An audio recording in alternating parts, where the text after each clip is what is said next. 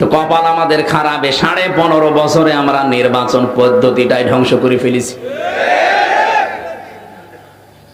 আপনি কি বিবেক দিয়ে বলতে পারবেন যে 15.5 বছরে নির্বাচনে দেশে হয়েছে? যদি হবে তাহলে 154 জন নির্বাচনের আগে হয়ে যায় কি করে? আর গত টার্মে দিনের ভোট রাতে হয়ে গেল।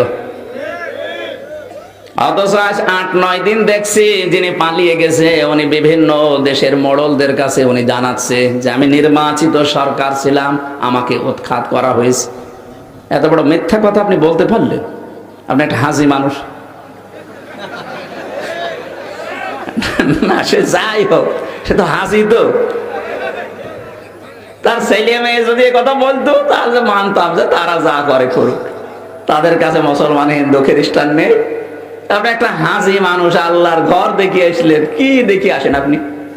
হ্যাঁ, এটা ঠিক হয়নি।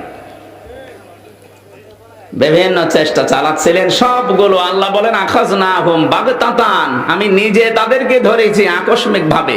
জীবনে কল্পনা করেছি যে 1.5টার ভেতরে আমার না খাওয়ার রান্না করা খাবার ফেলে পালাতে হবে, কোনদিন কল্পনায় আসেন।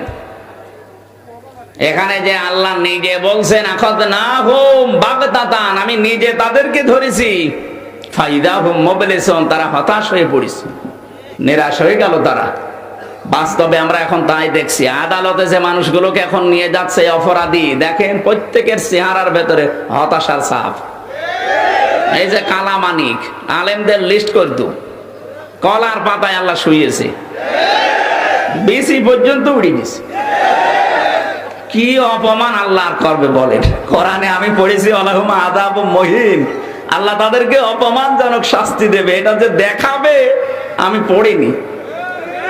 অথচ বাস্তবে দেখলাম যে কয়টা ইসলামের প্রকাশ্যে এবং গোপনে শত্রু ছিল প্রত্যেককে আল্লাহ এরকম অপমান করছে, সামনে আরো করবে। আপনাদের জামালপুরের একজন, আমি নাম নিলাম না, না ওর মাথায় চলছিল না।